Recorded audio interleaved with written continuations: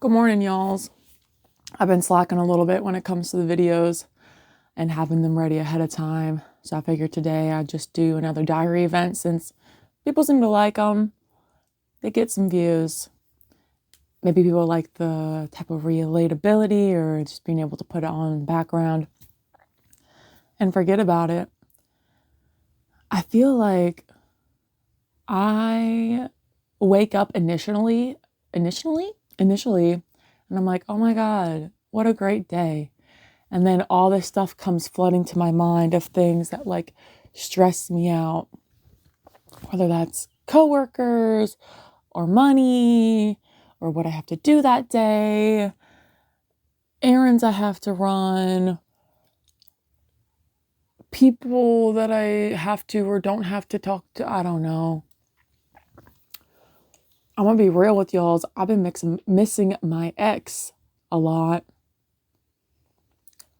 because, like in my other video, I said I reached back out to him and he kind of told me like, oh, don't talk to me. I'm still in love with you. Bet, I got you. I can do that. Before he said that, I'd already planned to send him a happy birthday message. So I sent him my happy birthday message and a little apology for how I acted during the relationship, which I'm realizing I might have already apologized multiple times. I'm realizing I'm going back in old letters I've written him. I also might have written it in the email I sent him. Pardon me, sorry for all the burping. But I guess because there hasn't been like an acknowledgement of my apology, I haven't felt like I apologized, maybe. I don't know. But then he was like immediately like, oh, can we talk? And I'm like, I know this is going to be a bad idea. So I told him like, no, not tonight, like another night. And then of course he never responded because I think men are like very emotionally impulsive. I feel like I'm a little bit more planned when it comes to the things I say, when I say them, how I say them. Not all the time, but when it comes to more serious topics, like something like this. And so, I was glad that I didn't say yes and talk to him and take up my time that night. And I set a boundary. But on the other hand, I'm like a little sad to be like, oh, he's still like the emotionally impulsive person I've always known him to be, which is also a little bit comforting to be like, this is why we broke up, Like I made the right decision. Protein waffle. Ooh, oh my God. There's one of my hairs in here. What the fuck? Ew, bro. That's so funny. But yeah, I'm like doing stupid shit. Cause like he only hit me up, really, I think, because I'd posted on my Instagram story and posted some stuff to my feed. And he was like, oh, are you there? After he'd like left me on red. So I don't know why I'm like half in my mind trying to bait him into responding to me, even though I know that's not what I want him to do. Like I want him to take his space, but I guess I just miss him so much. It's hard to kind of like quell that emotion of like not being able to talk to one of the partners like I love most. I hope no one has to see this that I've dated, but I haven't loved anyone like how I love this person. It's also never been this toxic before either. So I've also never gotten pregnant from any of them. But I think that like the way he loved me back and then the way that I loved him created like such a great energy that I never got with any of my other relationships. That makes me feel like still really attached to him. Makes me like want to talk to him and exchange ideas and all that stuff.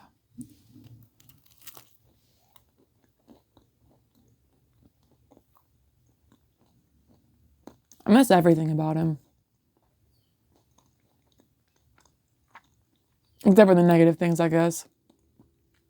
The bullshit. It's really weird, like, having our lives be so separate. Like, having to, like, my life was so integrated with his life. I did that way too fast, and it's what caused so many of our issues. But it's so weird still. Like, not having someone around.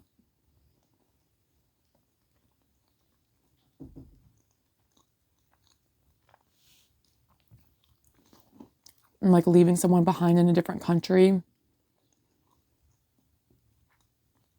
And then not being able to, like, talk to that person or check up on them or, you know, whatever. And it's probably for the best because maybe it'd make me more crazy. I was hoping that by talking and reconnecting, it'd make me less crazy because it would kind of, like, be able to layer better, healthier memories on top of the bad ones. Kind of, like, cancel out the trauma or whatever, I don't know. Which was all pretty, like, self-made. I mean, I, like, accepted the behavior I didn't want. So I could have just not done that, but I was in a place of trained codependency because of my job. My job was taking care of an alcoholic. So I was being codependent with her, and then I was alone in Mexico, had no one, latched onto the first person I saw who, like, had a beautiful smile and, like, was so, like, our first date was so magical. So it's definitely, like, I was going through my photos and I thought I had all of his photos in a secured folder where I didn't have to see them. And there were some, and usually in the past, more recently, when I see his photos, it's very chill. I'm like, oh, this is fine. But I was, like, getting kind of worked up.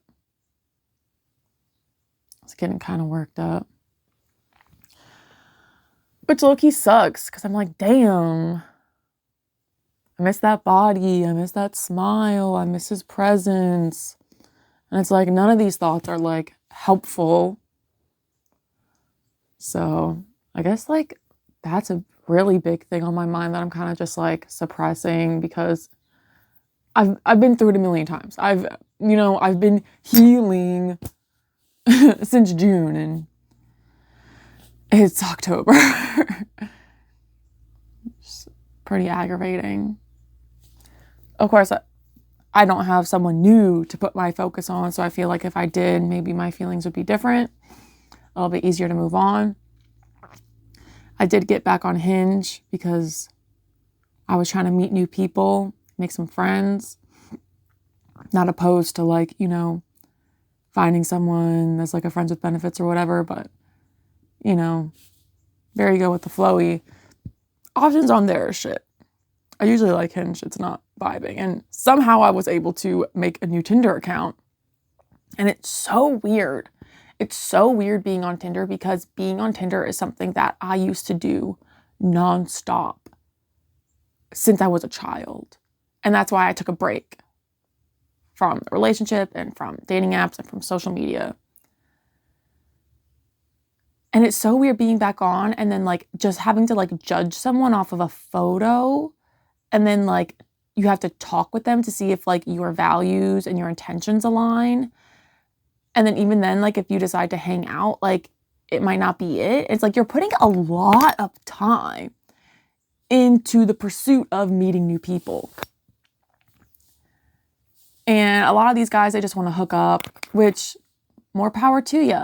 But I would have to, like, really, really vibe and, like, really, really respect them and, like, admire someone for me to, like, want to hook up, which is not most of these people. I would have to, like, get to know these people first, like, on a deep emotional level before even... Shit, is this clinking? That's not good.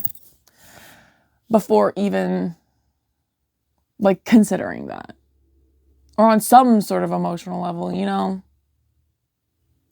Because I'm not opposed to, like I said, like, some sort of, like, friends with benefits situation, but I'm realizing, like, even if I find a friends with benefits, like, I cannot get into another relationship. Like, it has to be very casual And that doesn't mean that like the love and respect doesn't have to be there, but like I'm realizing like just because I get along with someone and there's chemistry doesn't mean I should be in a relationship with them.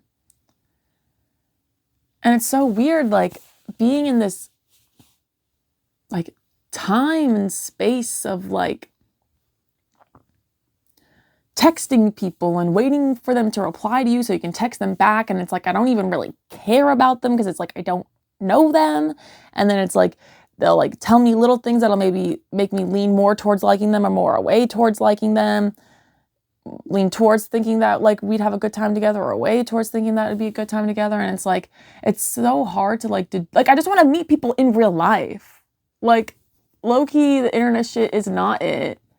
It has never been it.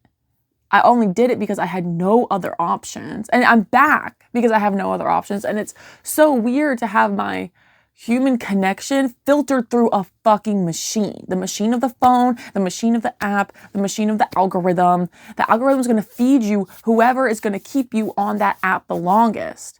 Good people, bad people, people you will or won't connect with, you know, filler people, you know. And they're not just going to show you their top picks for you, because then you'd find someone you like and get off the app. And you wouldn't feel compelled to try Tinder Gold. Half of these bitches on here have Tinder Gold and it says like, oh, so-and-so likes you, so-and-so likes you, because like that's a feature of Tinder Gold, I guess. And I'm like, oh my God, this is crazy. And like, this is our only option. Like people in where I'm from, like they really don't like go outside the way that they do in like the neighboring state. In the neighboring state, it's more like culturally alive versus where I am. It's like, people, I think, just like go to work, go to the gym, come home. Maybe they're going out to bars. I wouldn't know. I don't drink. I don't go out to bars. So it is pretty aggravating because it's like you're taking a big gamble, I'm realizing. Like to spend your time searching for someone, spend your time trying to connect with them. And then like once you follow through and maybe hang out. Like that's a lot of your time used that like I would like to focus on myself with. But like, I know that I need social connection. And I was even out there with the chickens thinking about it. I was like, even if I meet people who are just going to serve a short-term purpose, even though it feels wrong, I know I need it. And I'm like realizing like, it's okay to have like short-term friends that serve a purpose. And then like you move on and make new friends or go do something else with your life, you know? Like, I thought that was, like, bad. Like, since high school, I was always kind of in this mentality of, like, oh, why would I get a boyfriend? Like, I'm just going to go to college. Like, and now I'm like, oh, why would I make friends here? Like, if I'm just going to, like, move away. But it's like, I'm struggling now. Like, I have to make friends, even if it's short term, because I need the social interaction and, like, that reaffirming for myself that like, hey, there are young people around. Hey, there are people who want to be your friend. Hey, there are people who are going to like love and support you and like want to do things with you, you know? Because like I live with my family, which is great, but they don't really do anything with me. It's more of like a nice little safety net to come home to. And without that like outside social life, my mental health be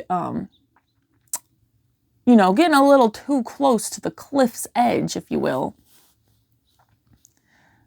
Like, I talk to my friends, my good friends on the phone, and that's nice, and it keeps me going, because when I see that my friends send me a voice memo or that they called, I'm like, oh my God, dopamine, like, oh my God, my bestie, like, you know, like, I get to send a voice memo back, I get to listen to this, I get to, you know, be in on her life and, like, exchange ideas and problems and life experiences, and, like, this is someone I'm going to, like, go on to hopefully, like, live with one day.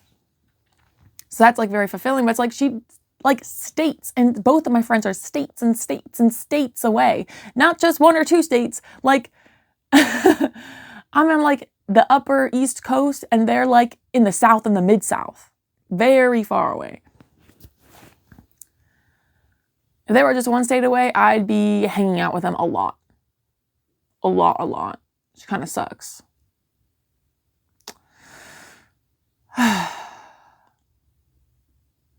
Yeah. So it's like, I just hate like waking up and then having like the people that I'm in the middle of texting on my mind, being like, thinking about the conversations that we've had or thinking about when they're going to respond to me, thinking about like, if I will or won't like them, or if they will or won't like me, or if we will or won't hang out. And it's like, God, like, I just want to get like a breath of fresh air. So it's like, I was kind of opposed to like immediately going from matching with someone to hanging out in real life. But I don't know, maybe I just need to like slow the process down. I put a time limit on Tinder because I was like, okay, like I need to create some sort of boundary. Like I don't want to be on this app all the time, like, you know, searching. Because I do think it's a very like primordial urge to like search for like a community or a partner or like a sexual partner or whatever. But it has its consequences because like being on it can make you more lonely. It takes away like my focus and attention from my life because it's like putting internal energy like into the external phone instead of like, you know, doing the things that are important to me. Like it's taking time away from like me stretching or like walking my dog or like brushing my teeth even, like, or like doing the other little extracurriculars that I like have written down that I wanted to do this weekend. And I've like kind of used up a lot of my time running little errands and doing fun things, but also like being online.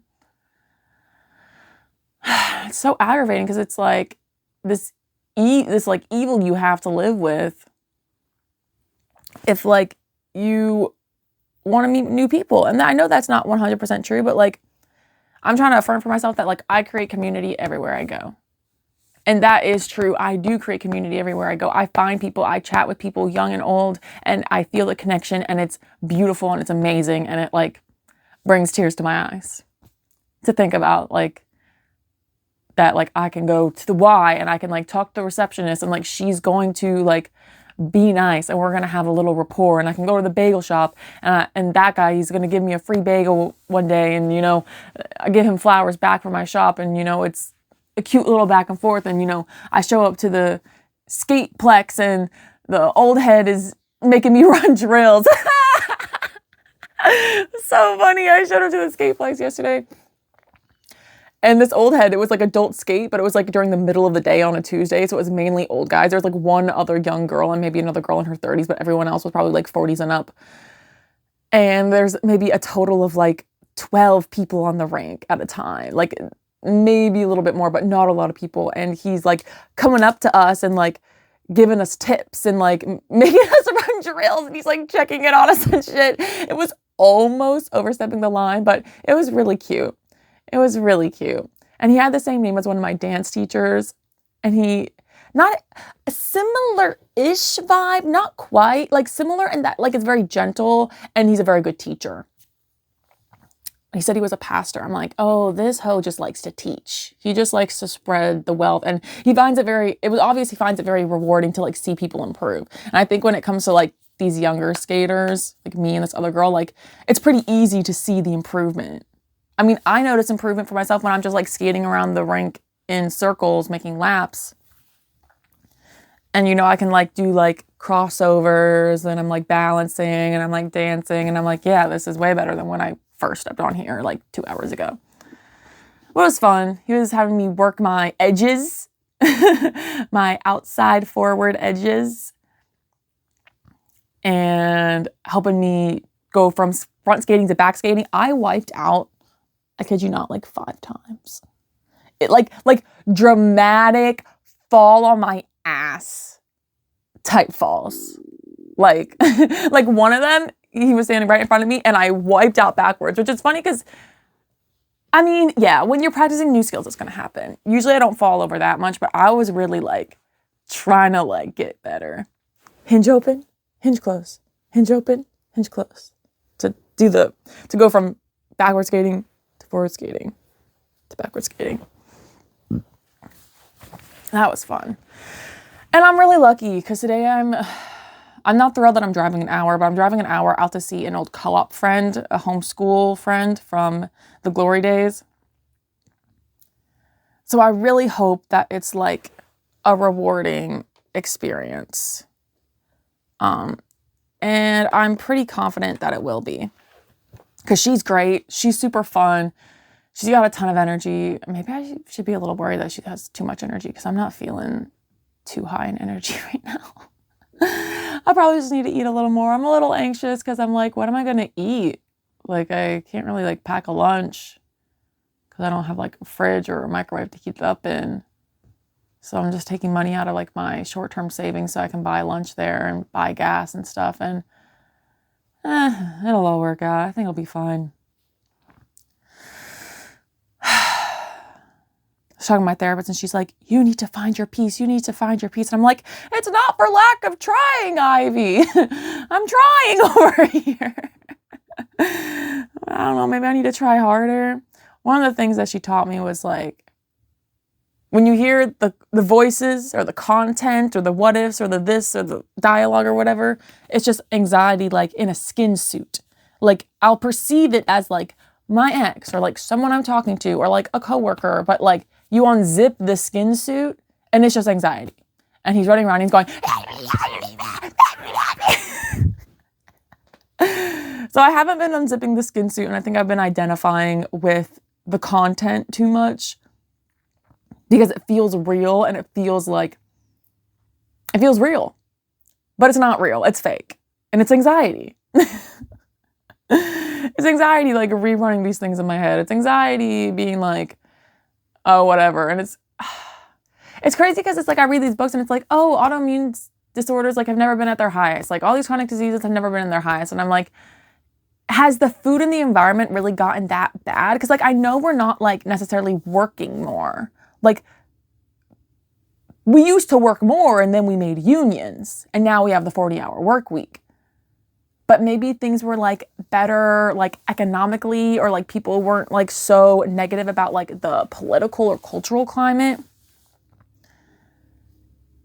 And I haven't even been thinking about this, but like maybe like the idea that like this underlying feeling of like there's no hope.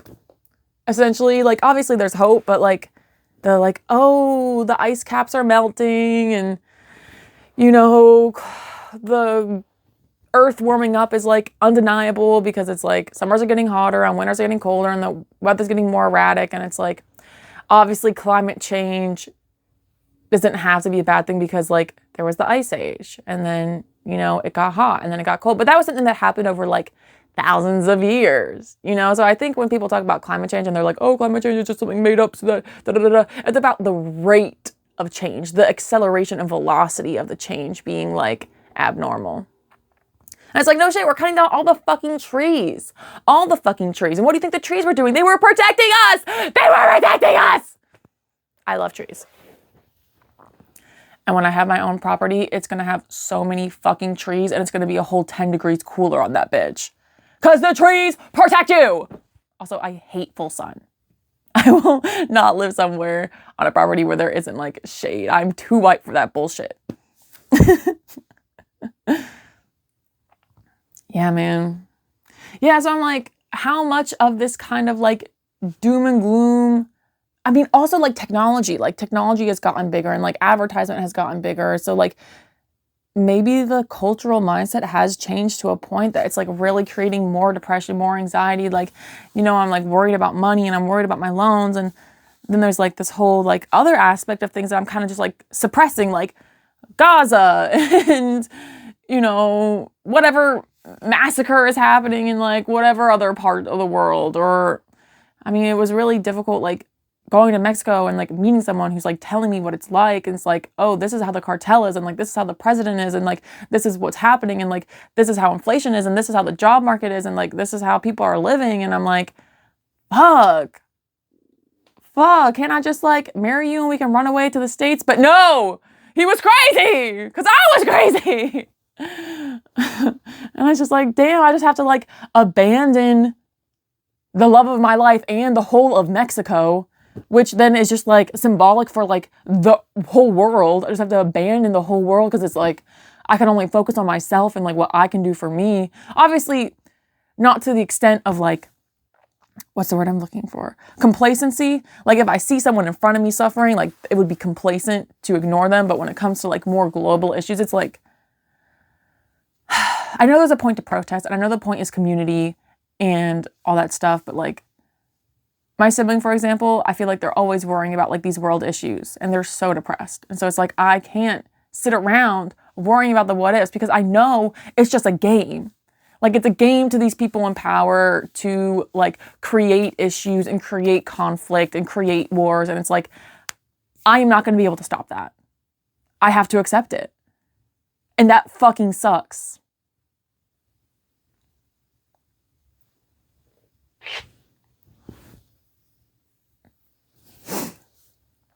It fucking sucks.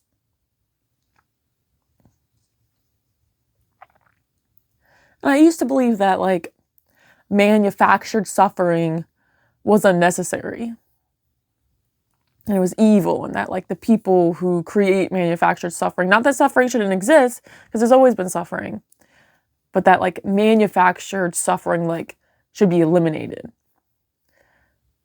But I don't know, my dad was all like, who gives you the right to believe that? Who gives you the right to have that belief? Who gives you the right to have that belief?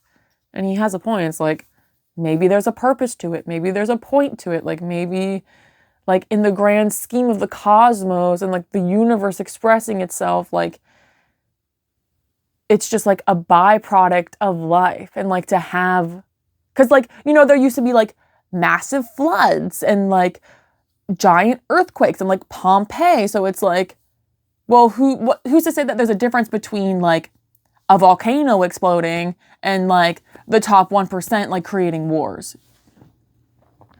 Obviously, there's a moral and ethical difference, but is there like a cosmic difference? Or like, I mean, I guess there's probably an energetic difference too, but you hopefully get what I'm saying. So it's like you just have to like fucking accept it and like make the changes you can that are in front of you, and then like really not look past your own nose. Well, not literally your own nose, maybe like your own 10 feet or whatever.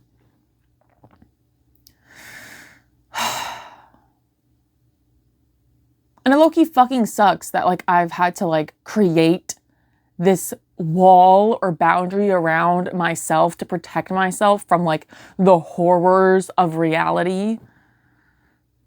When like deep down, I've always just been someone who like wants to help. And it's crazy because like when I do meet my previous ex and the ex before that, they were both these very like humanitarian people that like wanted to sacrifice everything they had to help other people. And I feel like I'm too selfish for that. Like, I feel like it feels pointless. I feel like I'd rather just create like my own community and help the people I can in that community as opposed to this like big lofty goal. Because I guess maybe the responsibility scares me. Or like the complexity is intimidating. Maybe I don't really care. I mean, I'm sure I care, but I don't want to sacrifice like my dream life for like, what did this just say? Damn, I can't believe this shit just, I was getting a potential scam call. I don't want to sacrifice my dream life for like living a life of pure servitude to others. Like I'd rather like build a community and like be like a community pillar as opposed to like this agent of like otherworldly change. And I think there's something honorable in both things, but I do think that like it sucks to have to like say like I can only help myself. Like I can only take care of myself. Like I can't help others. Like I can't be codependent on the earth. You know, like I can't like try to make myself feel better by like making like humanity feel better. But it still feels like very weird to like create this divide between like me and the world. Maybe I need to do shrooms to feel more connected. Gotta start microdosing again. That's the only drug I do. Shrooms. I don't even do enough to trip. But yeah, I've just been aggravated. I've been aggravated that I wake up and all this shit is on my mind. And it's just like, I know I'm making progress. I can see my money adding up. I can see the work I'm putting in and the budgeting that I'm doing making a difference. It's like, I want more. And I definitely don't want this. I don't want this. I want to like live on a commune. I want to grow my own food. I want to live with my friends. I don't want to be fucking scrolling Tinder to find people that have a good vibe to go on a walk with. I fucking hate it here. Oh my God. It's stupid. It's so fucking stupid, bro. I just gotta keep doing my affirmations. I gotta stay the course. I gotta stay the course. Sorry y'all had to hear me fucking tweak out at like 9, 10 a.m.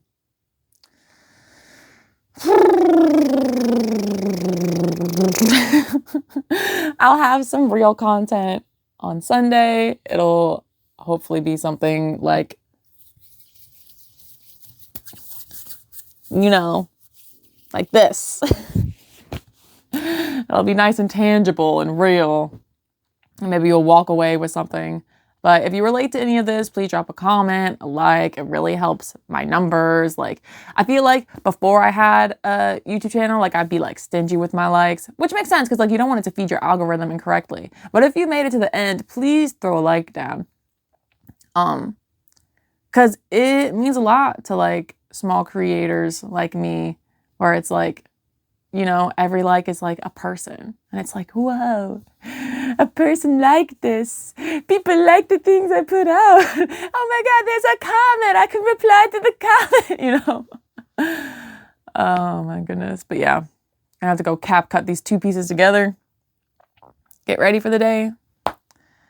Meditate, maybe.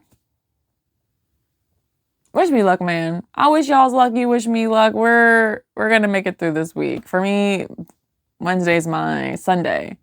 So y'all's got this. You're gonna make it through the work week. You're hump day. Hump day, bitch. You got it. All right, that's it.